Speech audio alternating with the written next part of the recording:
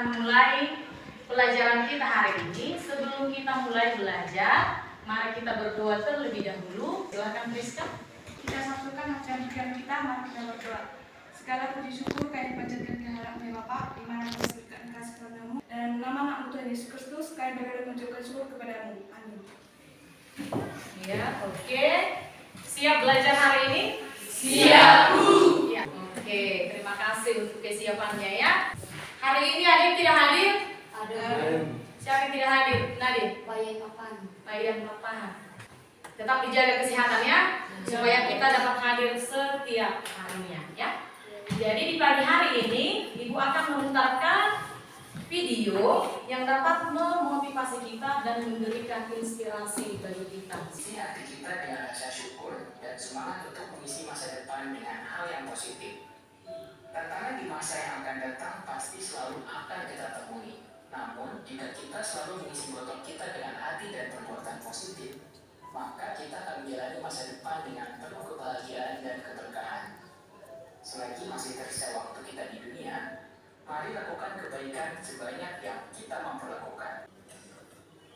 Iya, semoga dari video tadi dapat memberikan inspirasi dan juga memotivasi anak-anak kami untuk lebih baiknya ke depan. Jadi di pagi hari ini kita akan masuk ke pelajaran kita. Iya, dari gambar itu ada berapa gambar yang kalian lihat? 4. Iya, 4. Semua itu tentang susunan, ya. Yang pertama adalah susunan barang di toko, susunan buku di perpustakaan, susunan sayur-sayuran di pasar, dan juga susunan buah di toko, ya, di toko buah. Menurut kalian, apa manfaatnya jika barang-barang tersebut disusun? Coba tadi. Memudahkan memilih jenis buah. Iya, betul. Memudahkan memilihnya, ya. Nah, jadi misalnya kalau kita mau mencari buku kimia di perpustakaan, kalau itu sudah disatukan, pasti akan lebih mudah mencari. Ada lagi manfaatnya?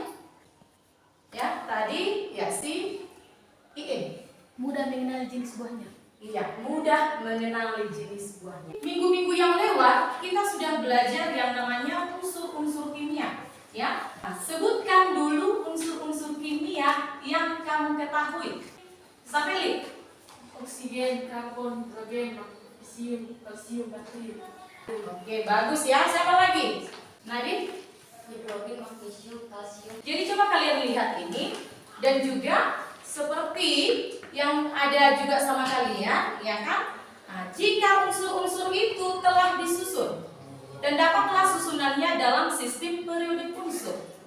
Menurut kalian, apa manfaatnya unsur-unsur tersebut disusun dalam suatu sistem? Coba Judika. Memudahkan memahami unsur-unsur. Iya, memudahkan memahami dan mengenal unsur. Jadi kita akan lebih mudah mengenalinya. Kita akan lebih mudah mengetahui nomor atom setiap unsur, mengetahui nomor masanya, dan yang terakhir itu yang tidak kalian sebutkan adalah mengetahui sifat-sifatnya. Karena yang berada dalam satu golongan itu adalah memiliki sifat yang mirip, ya. Oke. Jadi pelajaran kita hari ini itu masuk di KD 34. Menganalisis kemiripan sifat unsur dalam golongan dan keperiodikan, ya.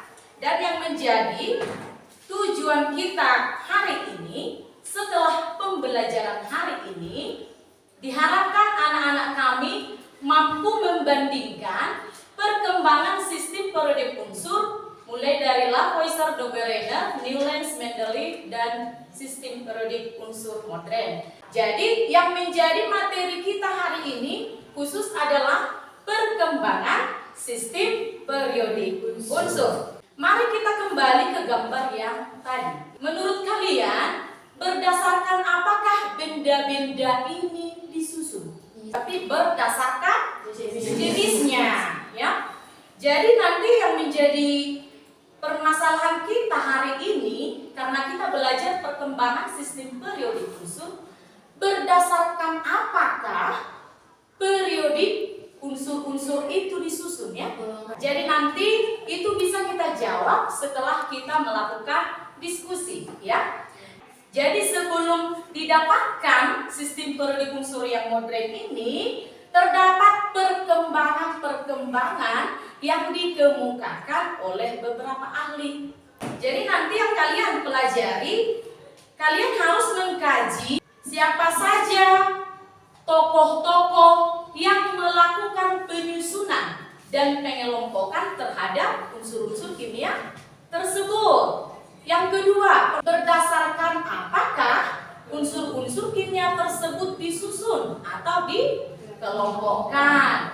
Yang ketiga, apa kelebihan dan kelemahan dari setiap pengelompokan unsur yang dilakukan oleh para ahli tersebut ya. Jadi untuk menjawab permasalahan ini, maka siswa kami akan melakukan diskusi kelompok.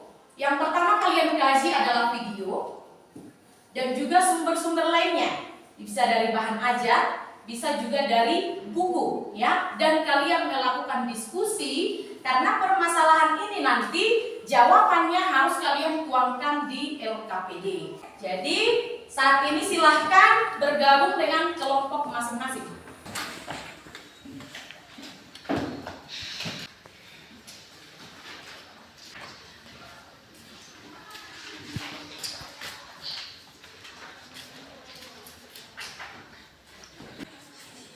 Sudah bisa dimulai ya. Yang mau diterapkan, kemudian dimasukkan ke dalam sistem periodik unsur yang disesuaikan dengan norma atom, konfigurasi elektron, dan menggunakan sifat kimia. Unsur atau zat yang tidak dapat diuraikan lebih lanjut. Lavoisier mengelompokkan dalam 4 kategori berdasarkan sifat kimianya, yaitu gas yang memiliki sifat mirip dan terdapat sebelum unsur alkali. Kemudian Mayer mengembangkan penemuannya ke dalam bentuk tabel. Tabel periodik Mayer tidak hanya mengatur unsur-unsur dengan kesamaan berat atom, tetapi juga mengelompokkannya menurut valensinya. Jadi akhirnya berkembang lebih baik sampai didapatkan bentuk sistem periodik unsur seperti sekarang. Oke, kalian tadi sudah menyimak videonya. Sekarang kaji berbagai sumber lainnya untuk menjawab permasalahan yang tadi yang sudah ikut tuangkan di LKPD. Silakan lakukan diskusi kelompok.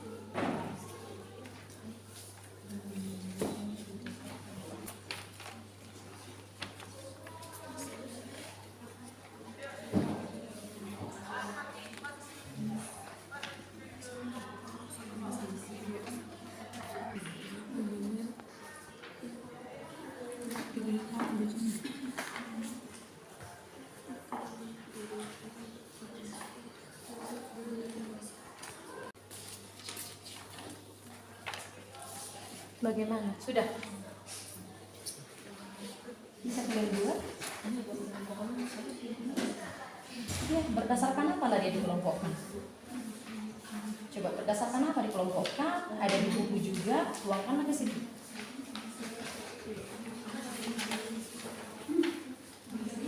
Kelompok lain juga, jika ada yang kurang jelas ditanyakan sama ibu ya. Bisa? Ini tokoh ya, berarti nama ahlinya ya. Mengelompokkan unsur itu berdasarkan apa? Iya, betul. Kalian bisa? Iya, namanya kalian buatlah sesuai apa yang dia dapatkan. Ya. Coba, yang lain cari ini saja.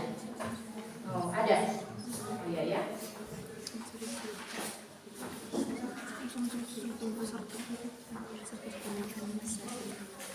Sudah ada yang diisi? Oh iya ya.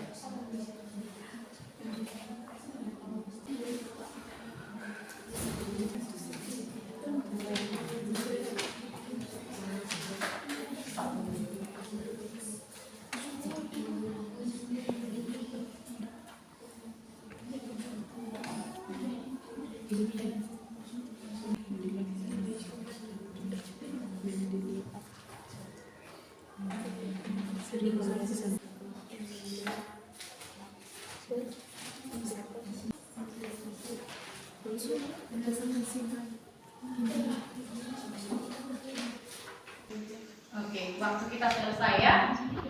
Jadi sekarang kita akan melakukan presentasi. Dari analogi gambar di atas, jelaskan bagaimana cara pengelompokan unsur-unsur kimia. Jawabannya dikelompokkan berdasarkan jenisnya.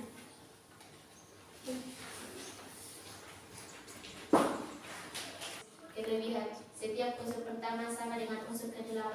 Kelemahan, hanya berlaku untuk unsur unsur dengan nomor massa kecil. Tokoh penggagas sistem periodik Dobereiner.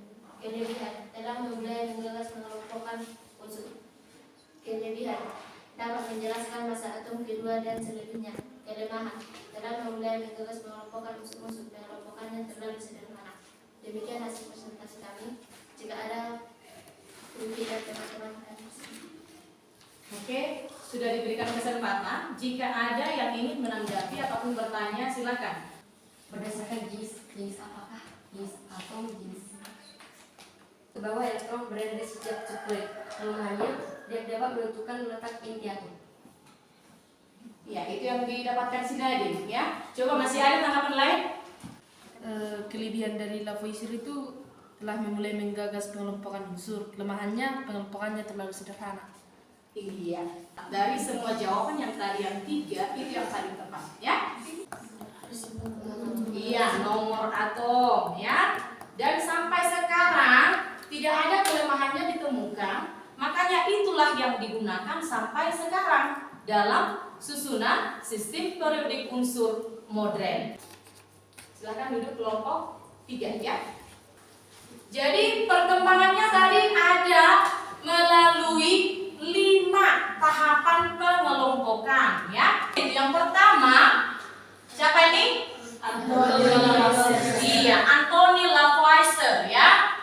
Yang kedua, Dobereiner. Jadi jika dikelompokkan berdasarkan kenaikan nomor atom, maka nanti unsur-unsur itu secara periodik ya, secara periodik akan mempunyai sifat yang sama dalam satu golongan. Jadi yang tepat adalah disusun berdasarkan kenaikan nomor atom. Maka ada keperiodikan, berulang secara teratur sifat-sifat unsur tersebut yaitu dalam satu golongan. Sudah paham?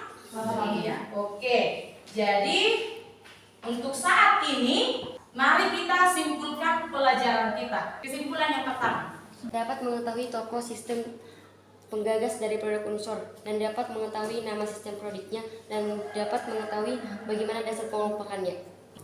Anthony Lavoisier, Triade Dobereiner, Niels Mendeleev, dan Henry Moseley. Oke. Jadi sistem periodik unsur mengalami 5 kali perkembangan yang dilakukan oleh 5 tokoh. Yang pertama Anthony Lavoisier, yang kedua Dobereiner, yang ketiga Niels, yang keempat Mendeleev, yang kelima Henry Moseley. Dan yang sekarang berlaku adalah hasil dari penelitian tokoh Henry Moseley. Disusunlah itu dalam sistem periodik unsur modern berdasarkan nomor atom ya. Oke, itu diingat ya. Jadi sekarang Ibu akan bagikan soal latihan mandiri. 3, 4.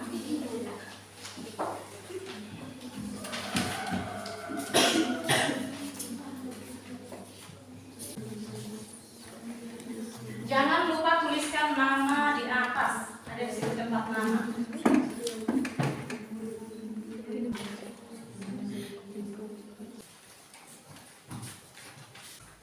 Sudah? Silakan dulu buka bukunya halaman 57.